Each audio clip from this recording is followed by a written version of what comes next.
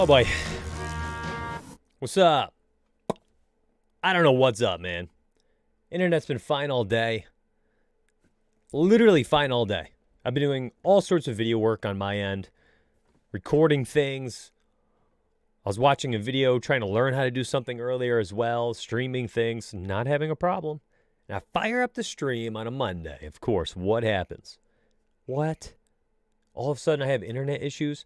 So I'm beginning to think that I keep having these internet issues while I'm trying to live stream to both Twitch and YouTube. And I'm wondering if there's some type of issue going on right here where the issue is that I'm like dual streaming, right? I don't know. Very weird. Very weird. So who the heck knows? I'll go as long as I can here before it drops. Hopefully it does not today. What's up, chat? Cut your team, YouTube, save your bandwidth. What's up, Big Show? Hey, BSB. What's up, Empty Pockets? Muddy Heel. OG, that's right, man. 20-month subscription. My man. Is that what I just read? 20 months, Muddy Heel. Dude, I can't believe we've been doing this long. That's craziness. We're 4 months away from 2 years. 2 years in the stream life. Yeah, you were a month, one sub. What's up, Rojo? 9 month. Appreciate it. BSB is a month away from a year together. Besties forever, man. John Porter, holy smokes. $50 donation. Great weekend overall. Let's keep it rolling, fam. John, dude, we love you, man. You've been putting out some great content. Some great content. Phenomenal. Hot dang, dude. Ooh. Appreciate you. I do appreciate you. Thanks so much, man. $50 over there on YouTube. That's crazy. And then Twitch, all my alerts are all jacked up too. What is happening to my internet? The heck? BSB, thank you, man. 5 gifted subs. Appreciate that. Thank you, brother. Good to see you. 75 total gifted, this guy. Golly. Twitch is a little behind. Ah, that's weird. So YouTube's ahead of the game.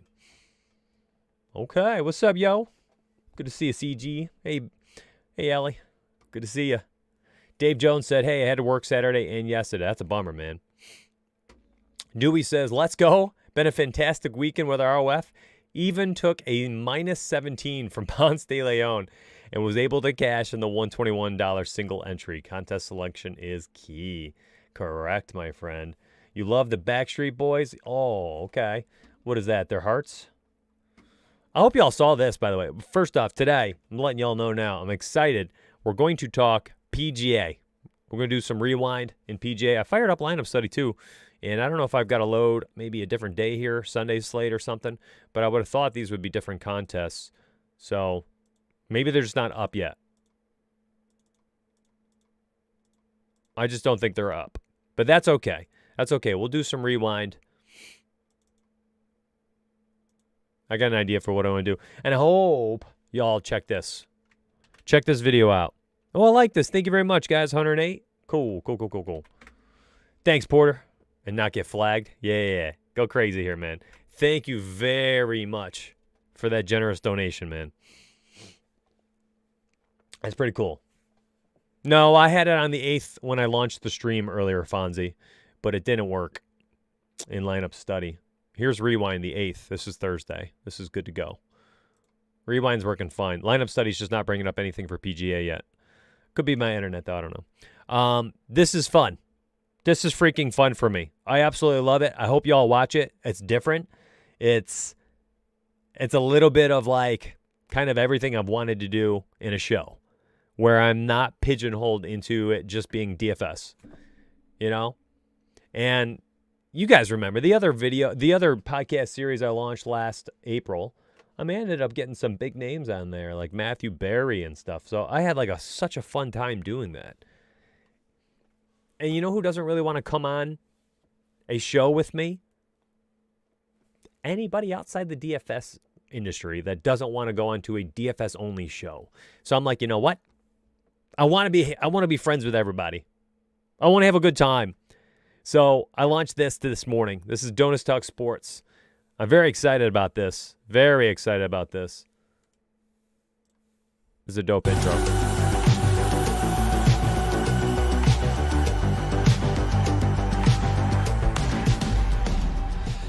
FFT. What inspires you? Get Gary V. You know, for me, it's this. I love you all. I appreciate it. Yeah, I'm going to try to get everybody on there. Why not? I mean, it's a talk show, okay? So, like, the next video, I have already shot about half of it. I start off with a story. Story time, all right? So some days it's going to be a question. I'm so excited to keep doing this show. It's going to be exciting. For me, it's just the intrinsic value for that show is off the charts for me, truly. So to see that, 100 plus people have watched it already this morning, thank you so much for that. I had a bunch of people reach out. It's also on iTunes. It's on iTunes. What else? Spotify. There's like 12. Deezer. I can't even remember all the platforms everybody listens to. Google something or another. There's like 12 of them. It's on everything. So thank you so much for your support. And the YouTube ones, that's a little extra support always. Yeah, for sure. So thanks. Appreciate it. Thanks to Prize Picks too.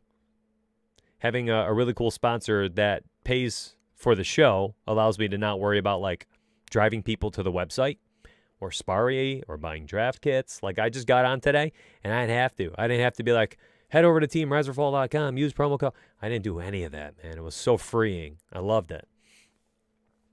What's up, YouTube? I see you guys over there. I do ya. The chat, I don't think my chat is like refreshing itself though. So if I miss some of your questions and comments today, my apologies. I love y'all. So PGA, I have played 3 weeks in a row, and I had not played since probably, I don't know, last June or so when we had like just PGA, NASCAR, and MMA, KBO. I was playing PGA, MMA, NASCAR. I was playing KBO because we had nothing else to do. And over the last 3 weeks, I'm slowly stopping certain nights from NBA, and other nights I'm just completely playing like a few dollars for funsies.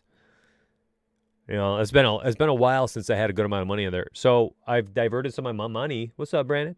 To PGA, where I had success last year, and it just got swept under the rug. I've been so busy. Oh, I know you're a busy man, dude. Thank you very much for jumping on and saying hi, and thank you very much for the 500 bits and 5 gifted subs, man. Big baller coming in here, just dropping donos and leaving. Thanks, dude. I hope you have a good week. You deserve it, man. So here's my strategy.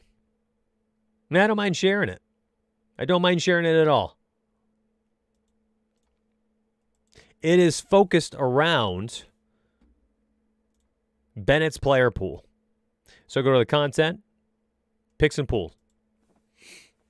Now I use the rest of it, and I do dabble, and I added a few players. I took out a few players, so I think I had maybe 2 or 3 less than him, but I had virtually every single one of the players I did, I think, end up in his pool, ended up in mine, and then I took off like 3 or 4, I think. I added like 1 or 2 I don't think he did have, based on our projections, and I went from there. But anyway, so what I did is I went to the Upload Data tab, and I made 2 different columns, Riser and MME. So I took Bennett's, and I uploaded all in MME, I uploaded all the Risers, and then I added a couple of my own to this section based on only the projections. Man, my internet is slow when I stream. It is bizarre. It's a fast internet, my friends. Like, it's fine, except for when I'm streaming. It's brutal. So once I did that, and I gave everybody a number, it allows you to sort here in FC. And from there, I went to advanced options. Okay. I set up groups I set up my stuff. So I went to groups, and I made like a riser category. And with the risers, this is like his risers, and I think I added 2 or 3 people. Okay. And these guys all in here, and I said use at least 2. And it worked out well. I don't remember what I ended up getting. I'd maxed the mini-max, the 50-cent mini-max, the quarter, the nickel, or the dime, I think, and then the $1. I maxed them all. And I profited probably about 60% ROI. It's like plus $238 or something like that. It was good. It was a good week. It's a good week. But I started looking at it, and I started looking at, here, and I'll show you right here.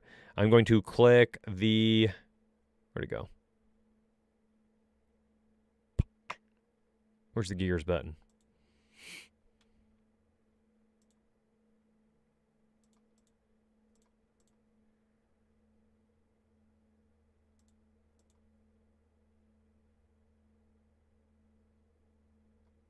Oh, right here in front of my face. So I'm going to click this configure. I am going to go to the risers. Okay? Watch this. So I started looking at my lineups. Matter of fact, let me go back to my actual crunch that I used. So here's my 150. My actual 150. Is the contest data here? Oh, bummer. All right. And I sorted here by actual score. I'm going to click this gears button, and I'm going to add the riser column. Cool, I've got it. And it'll show you how many risers are there. And I started looking through my lineups. And some of my best lineups this weekend had 4 risers, 5 risers. It was rare to see like a lineup with just 2 risers in there. So I wanted to test this morning. That what if I went to this and I did a player pool, a group, and I said I want 4 risers in every single thing. 4. Minimum, at 4. At least 4 in every single one of them. And I was hoping to compare it. So we'll do it the old-fashioned way. We'll do 20 max, $1 short game, 404 is the cash, 570 is the win. Oh, it's not even showing their actual scores.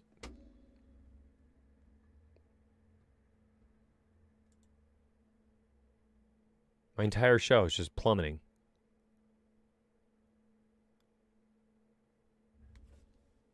You smashed with 6 risers? Yeah, I saw that. And that's why I gave you that wink in Discord, because this was my show I was going to do today, where I was going to talk about just how good his risers category is. And I saw your lineup. You pumped out like a single entry optimal, right? And you just did it with only risers for cash. And you crushed. You scored like a 497. Yeah, that's what my day was like as well. Darn. Ugh, I can't even see.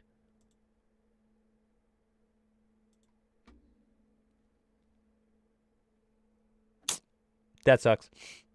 I actually played head-to-heads this week. Smoked Cats by 100 points. Part of your PGA portfolio. I don't blame you. I've heard it's soft over there for a while.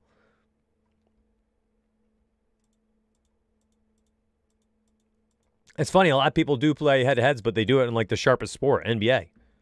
That is like the worst sport to play head-to-heads in. Everybody and their mom has a decent opto. Right? And you're playing like 1v1, 2v2 against everybody. Everybody's got the same 7-8 guys every night.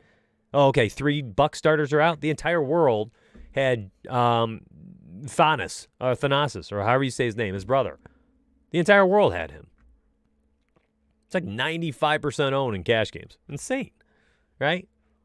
Doesn't happen in cash for a PGA. Just does not happen that way. Well, golly, my friends, my plan was to show everybody the winnings and show you the difference. I don't want to waste this, though, because I actually think it's a great stream. So I think what I'll do is I'll move this to tomorrow, Tuesday. And I'll make sure, and if it's not there, I'll do it Wednesday. But I want to do this before Thursday's PGA slate.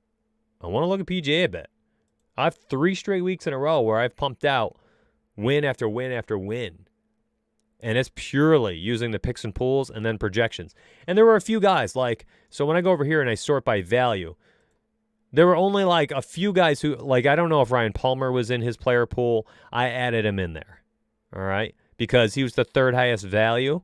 And then I don't remember what else I saw. It was something like that. I might have been just purely looking at like his recent form. He's been so good.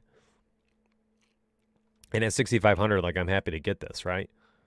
Like all of 2021, he's made every cut.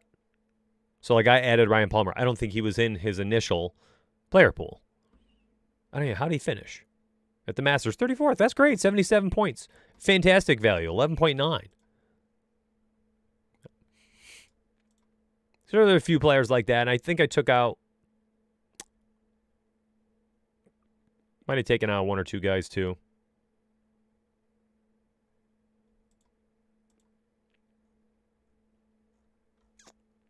Check your upload speed. Ookla speed test. That's the play, huh? Ookla. I mean, even it's just when I'm streaming, my internet just slows down and like crawls.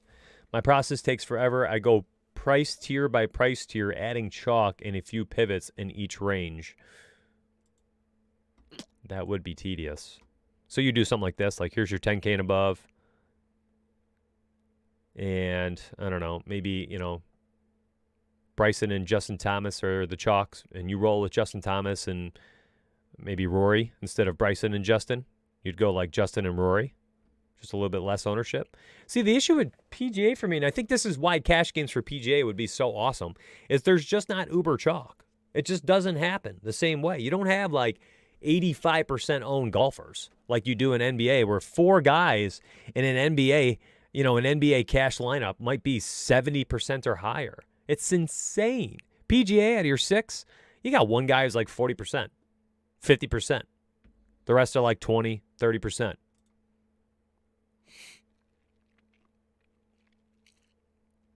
Taha, Wes. I hate to hear it. I would take a peek at your process. If things have changed and you used to win at that high of a rate, I'd take a peek at your process. Also, jump ship if NBA is not working. Jump ship. Truly. People keep playing NBA, and I don't get it. MLB, the beginning of MLB season, no, I disagree wholeheartedly, dude. The people who can sit at home all week definitely have the upper hand. What do you mean? You know how long it took me to do my PGA stuff? 10 minutes. I grabbed his column, and I uploaded it into FC, and then I sorted by value and saw that, what's his face there? The other guy had said I added. Brendan Todd? Who was it? I don't remember who it was. I added the one guy who was 6,500 because of his game logs and his price point with our projections. And I added him. And I made $238 for a sport that I can't name 5 golfers. I didn't sit home all week. I didn't research. I didn't research at all. I wholeheartedly disagree. You got to sit around staring at data and numbers all week to be successful at DFS. I mean, I have won in MLB. What are we on? 11 days? We played 11 days? I've probably won 7 of the 11 nights in GPPs for MLB so far. I upload the projections. I make a smaller pitcher pool, and I do it based on our core pick sheet where I have my couple pitchers I like, and then whomever else the coaches are on, I add to my pool, and then I sort by projections, and I usually grab like one high projected points pitcher and then a high value. And like that's my pitcher pool. I run standard 4-3s on Fanduel, 5-2s on DraftKings with like, you know, little edits to my general settings. I make my lineups in 10 minutes, 15 minutes. I don't look at a single stat.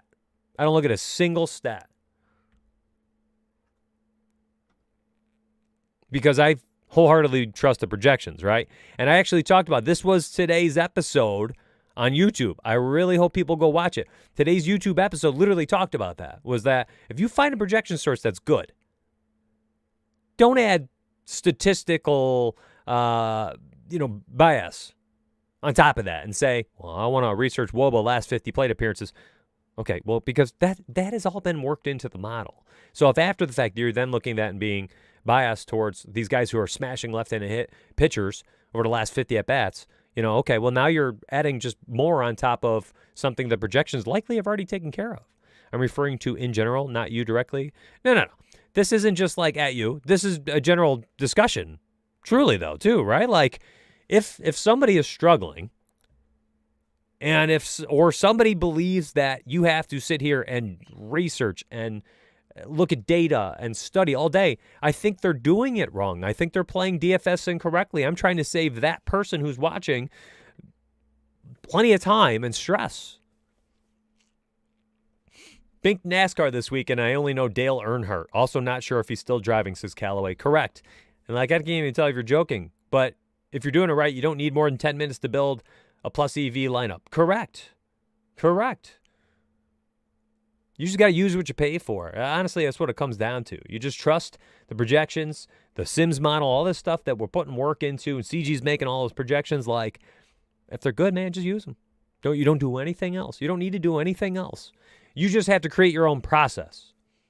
That is the user aspect that we cannot control. We can't make a process for you. Even right now, I'm showing you what I did for PGA 3 weeks in a row, where I have just taken his risers and MME and then added a player or two on both ends of the high projection range and the high value range, who maybe Bennett didn't add, but I wanted some exposure to, like Ryan Palmer. I added him, and clearly I had 20%. So clearly, I'm happy I did. He played very well, right? Projections told me to use him, and, I saw single-digit ownership and good game logs, so I put him in there. High world rank, 11 out of 12 cuts. He was 6,500. Process, deep diving, waste of time. I think deep diving has a place if you're not trusting projections or you're trying to differentiate. That alone is when data diving matters, in my opinion. But if you're not... But if you already have your projection set, like if you're a teamriseorfall.com member, you're good to go. From there, try to stay on the straight and narrow. The path can go like this, but don't go off another direction. I don't think that's the way to do it.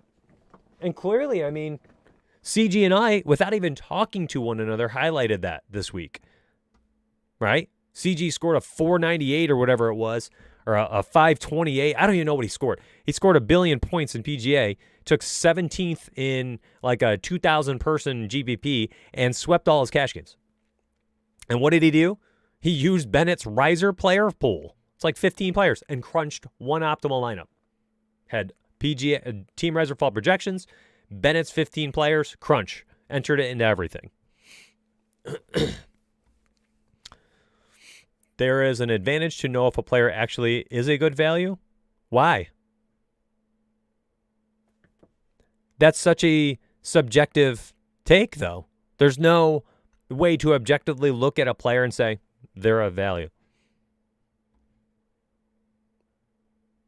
It's whatever you believe is a value identifier. Is it looking at the value, sorting by value? Okay, well then that is just whatever the projection is based on the points per dollar. That's all this is. Is it the Team Riser Fall ratings? Okay, there you go. Is it their game logs? Sure, that's part of it too. Is it their recent form, their trends? Like, it's a subjective thing. You can't say, but Wes, the projections will. Again, you know who probably didn't look at Ryan Palmer this week? 95% of the field. Because he was $6,500 and no one knows who he is. A casual PGA fan like myself. Had no clue. But I sorted by the value column, which inherently will just show me where the projections are telling me to go.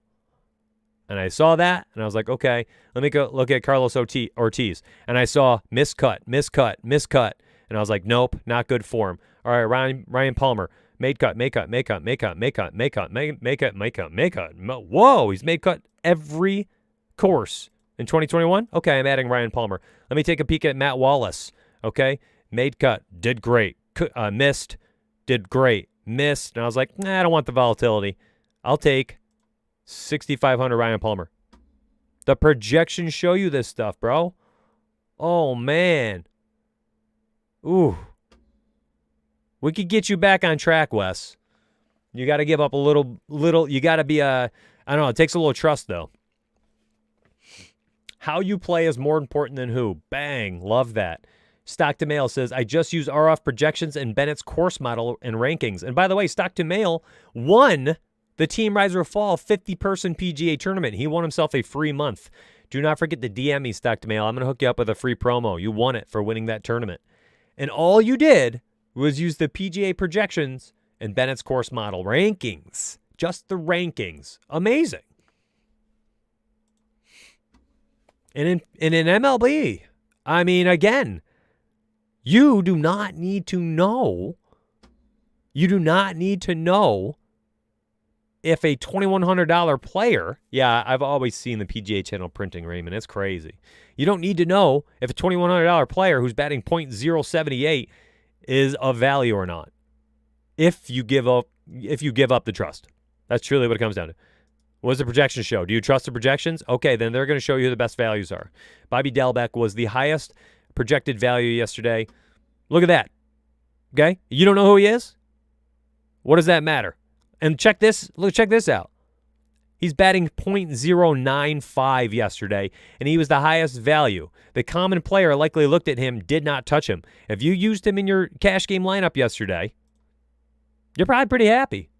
He was, your example, $2,100 and batting virtually your exact example of a batting average.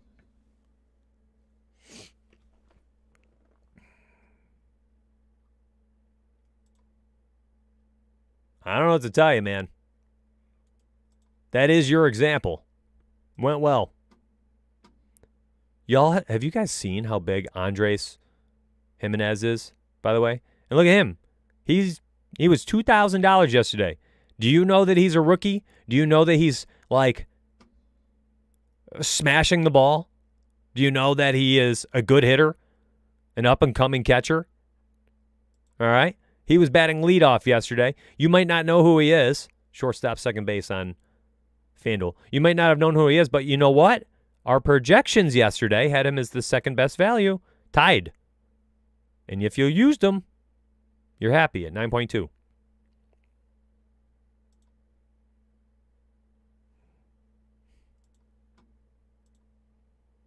I'm not trying to poke you at all here, bro, but you're jumping from like one thing to the next, and I'm kind of showing you,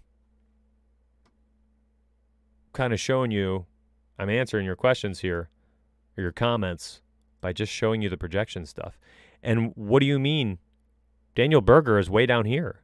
He's a 9.1. That is not the best value by projections.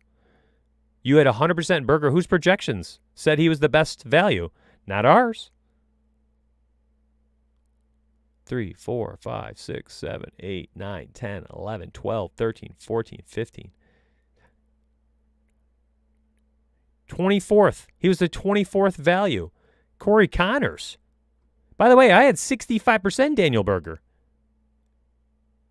My 35% of my other lineups were good enough that I made $238 off my $107, I think, invested. Or $103 invested, whatever. I'm sorting by value right here, bro. Connect with me in Discord. I feel like there's a disconnect in something you're looking at with the projections. Because for baseball, in the example yesterday with having top values, those top two guys, top two hitters right there were clear as day based on projections. And then same thing for golf. Ryan Palmer's right here. I don't know how Corey Connors did. Corey Connors finished 8th. He was our best value based on our projections. Holy smokes. And he finished 8th. Oh my gosh. That's awesome. Carlos Ortiz missed. Ryan Palmer, 34th. How'd you do, Matt Wallace? 34th. 49th. 4 out of the 5 top values made the cut. Wow, matter of fact, look at this. Look at this. The top 10, 11. The top 11 values all made the cut. The top 11 all made the cut.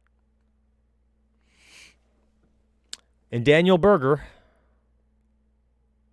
Okay, but here's the disconnect. So you used the site's projections, but you said that Daniel Berger was the best value. But he's not. So I'm not sure. I feel like you and I need to talk in Discord because, I mean, Daniel Berger's a 9.1. He's the 24th. So reach out. Reach out in the PGA channel. Tag me or Bennett, and let's get you on the straight and narrow because we can help you, man. That's what Team Riseorfall is for. Want to help everybody we can. It's like Connors was a building block or something. Was he? Was Connor a building block? That's funny. Maybe I'll add this to my picks next week.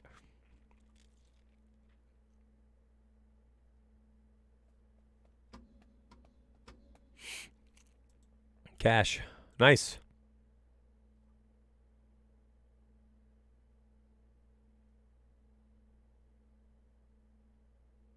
I was hoping to see. I saw Zatoris had a good day too, didn't he? I think he finished second or something.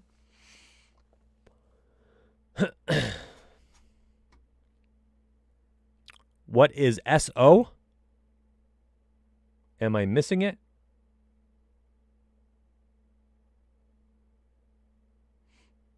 Oh, that's pretty tight, Porter. That's a good lineup, dude. SO, SO, SO. I'm not seeing SO. Are you talking baseball? You guys got me jumping all over the map here.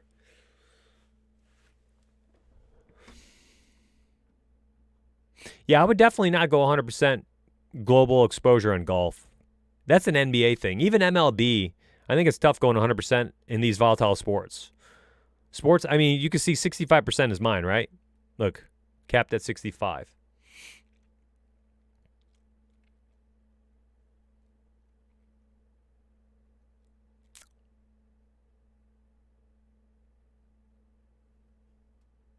And I do the same thing for MLB. They're just too volatile. And NFL, too. Like, they're just too volatile of sports. NBA, 100%. I don't care. Wherever the projections take me. Oh, I missed a whole conversation there. And I used one stat. Strikeout percentage versus handedness. Boom, done.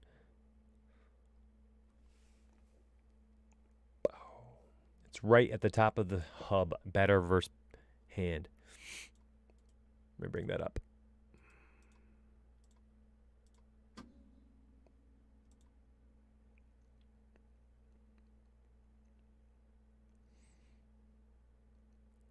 Sure. Yeah, Wes, I understand. There's no way to know exactly how you got there. I would, if you're getting crushed, though, I think maybe that's one thing that you could. Oops, I need to go study up. That's one thing that you can do to kind of get back on the winning side is put some type of global exposure cap. 100% global for PGA is really tough.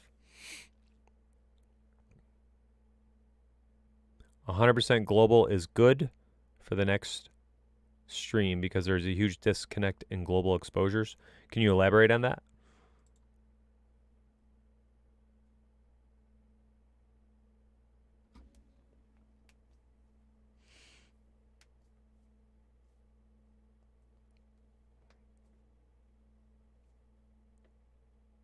Yeah, I mean, I look at that as like wide receivers too, Porter, right? Like NFL, like a volatile position that inherently, you need them to score a touchdown for them to hit their value and stuff like that. And you've got like an $8,500 wide receiver at 40% ownership.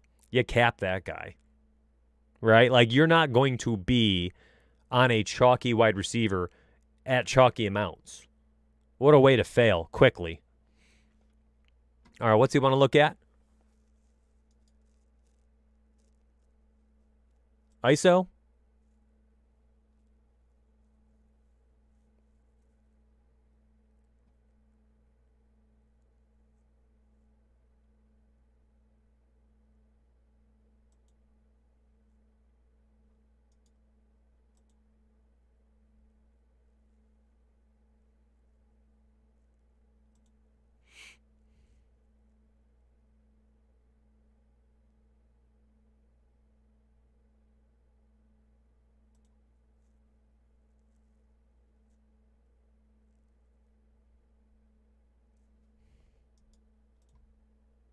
This is 411. This is all yesterday's.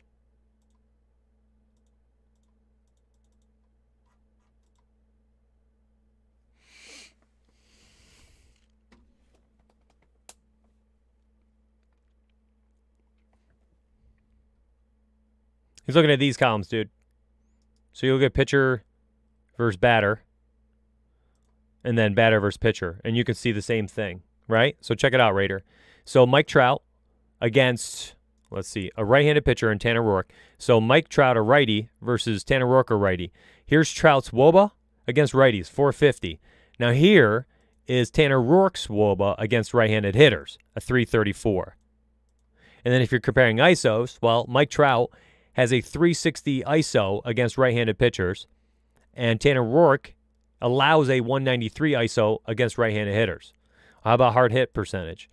46% of his hits off Mike Trout's bat are hard hits against right-handed pitchers, and Rourke gives up 34% hard hit against righties. And then you can look at the fly ball.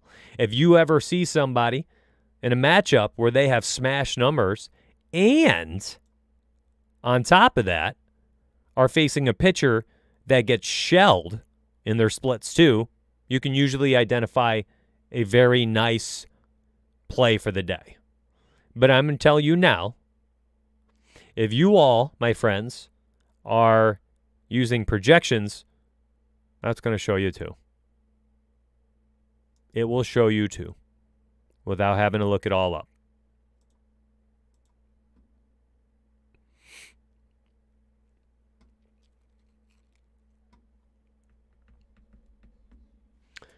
Dewey says, batting average and ISO aren't great at predicting future results. They tell you what has already happened and who is hot.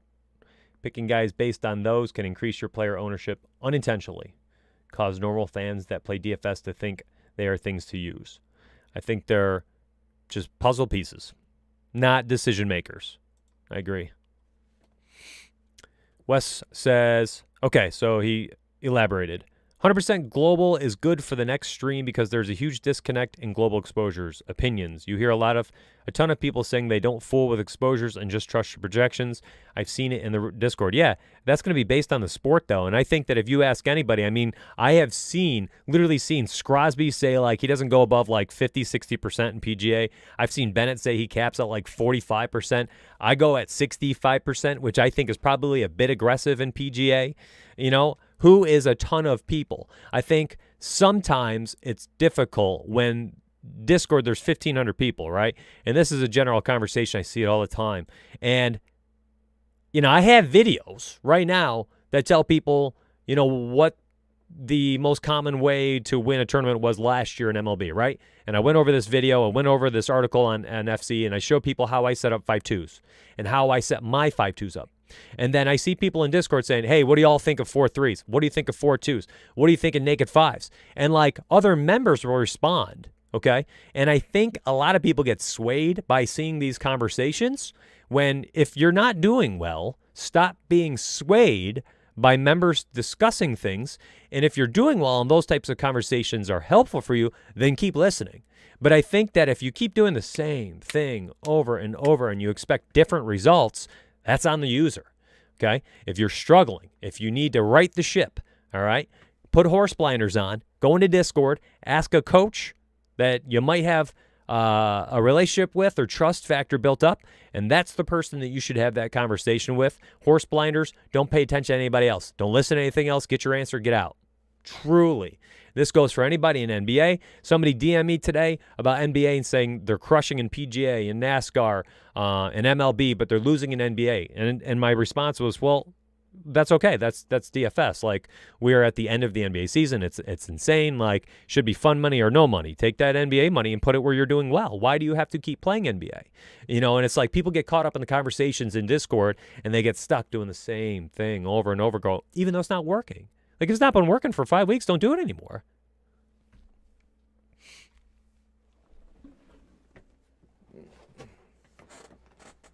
And I think that the reason why you'll see a lot of people talk about ownership in different ways is there is not an answer. It's just a comfort level. Like, look at it this way. If you go 100% PGA or MLB and you end up with 100% Daniel Berger, whatever his name is, Daniel Berger, okay? Are you comfortable having 100% of your money invested into that one player?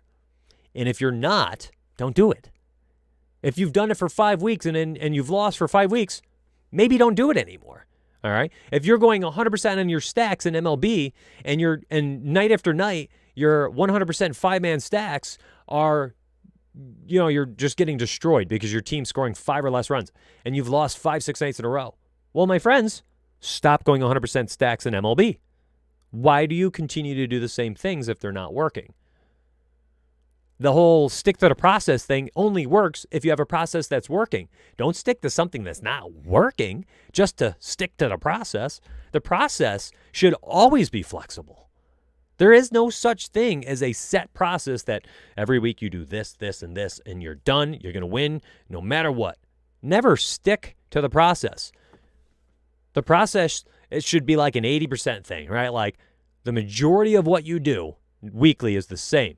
But you always have to leave some room for flexibility to make standalone decisions that make the best sense for that unique night or unique slate or unique weekend. DFS is way too volatile to go with one thing all the time, all year, no matter what.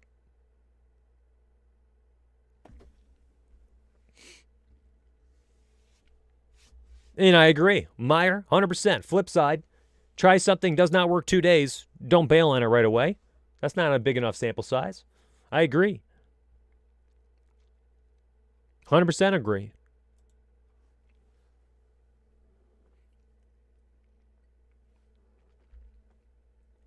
And Val says, great advice, took me years to learn. Used to gobble up info and opinions, got nowhere.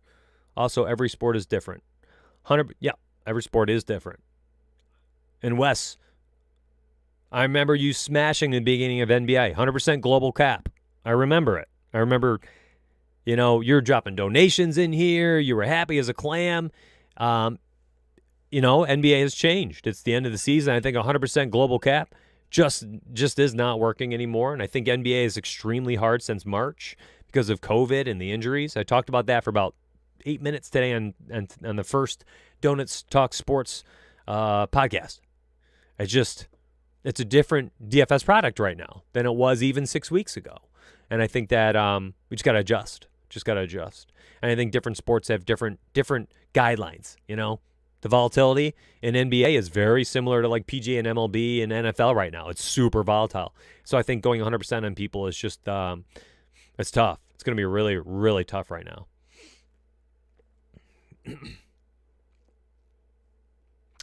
I will say this since we're on projections. I have no problem not wanting to submit a lineup projected 300 instead of, say, 325. The projection in your crunched lineup, whatever the total is irrelevant, bro. I hate to say it. You could put the number 100 in front of every single projection on every player, and it's the same. Your projected lineup, instead of saying 300, might say 3,000 versus another lineup of 3,250. It's all irrelevant. I'm going to have to do a podcast, I think, on projections.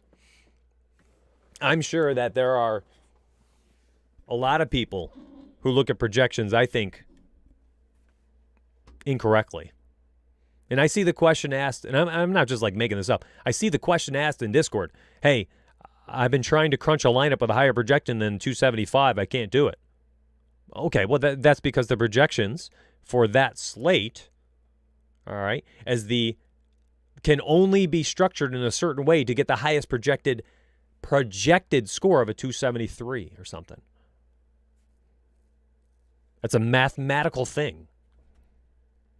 And it's all based on whatever the projection numbers are. You can take every projection in MLB yesterday. Look at this.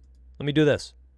You could take every projection and have it by 50%. And it's the same thing. You would get the same exact lineups. The same exact lineups. You heard me. You can have Mike Trout with a 6.245 projection yesterday.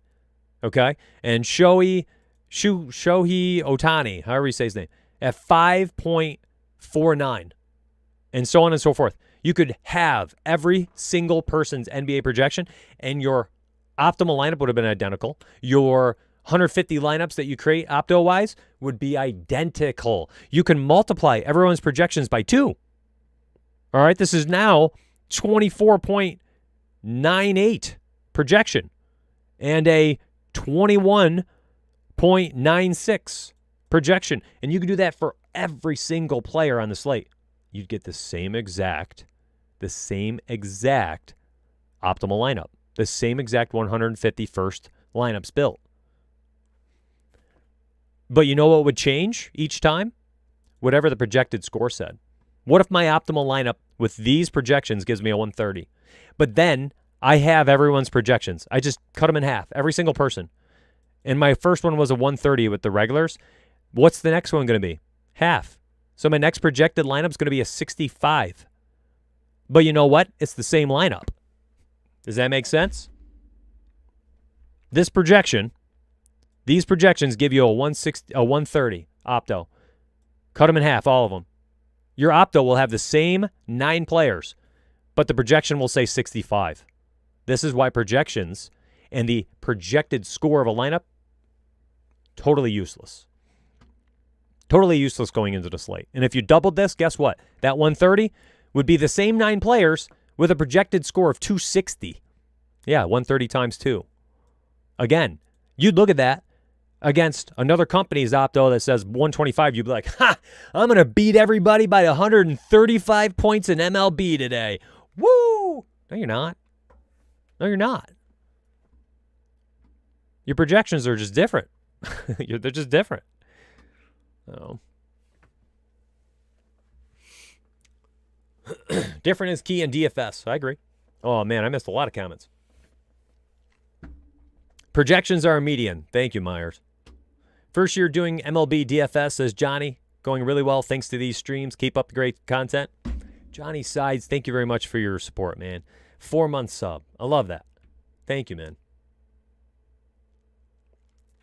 Projections are just a median. They're not truly predictive of someone's range of outcomes. That's what a simulation model is, right? We all know the difference. A projection is just a median projection based on the model itself. If you want to get into looking at, range of outcomes, then that's what the simulation model will do for you.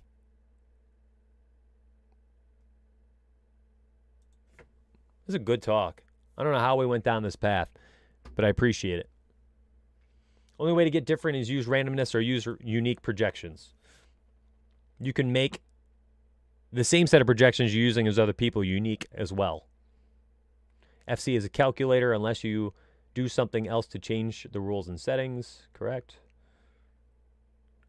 Or differentiation in the lineup construction, says Callaway, in response to using randomness or unique projections. I think it's very hard to duplicate in MLB also because ownerships are just a lot flatter.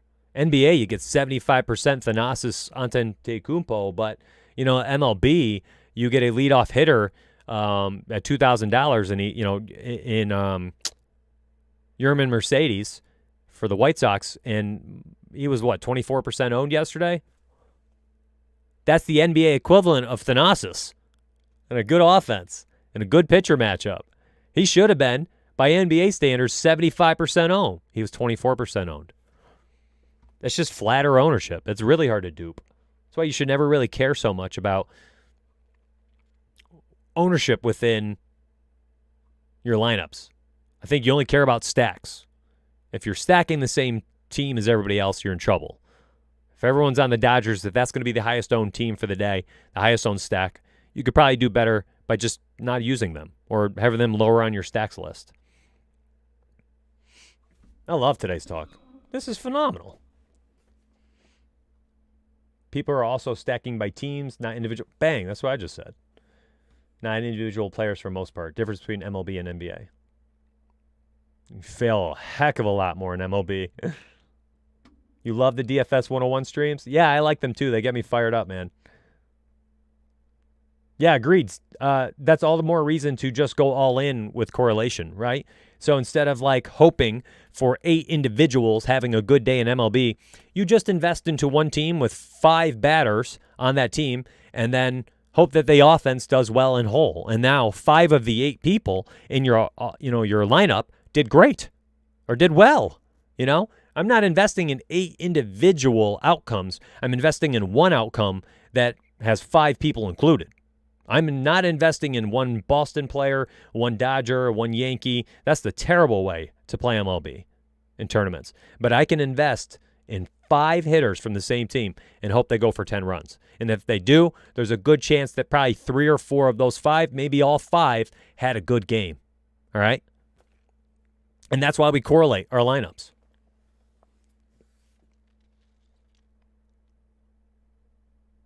You can leave so much salary on the table in MLB. In fact, depending on how you're crunching your I'm going to save that for another day. I really got to go. It's 1:40. We're really going down the rabbit hole here, and I love it. I love it, man. All right. I got to go. My alarm went off 10 minutes ago, 13 minutes ago. I got to bounce. I love this conversation. You all should bring it over into Discord, though. Bring it into the Discord. It's a good talk today.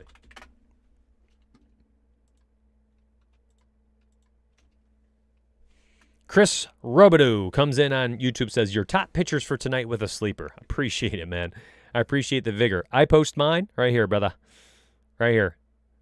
My GPP core will be posted, which will show you my top pitcher, my top individual one-offs, and my teams that I plan on stacking. Did you guys see the new strategy notebook? We hired some people to do some work on the back end. So all of our strategy notebooks are going to start getting filled out here. I love it. So we got some morning notes. We'll have a pre-lock strategy lineup building notes as well. I love it. Love it. Some nice upgrades to the company this weekend. Good stream today. Good talks. Thanks very much for your support and chiming in. And, man, I love when we talk strategy together. I absolutely love it. I'll see you all tomorrow. And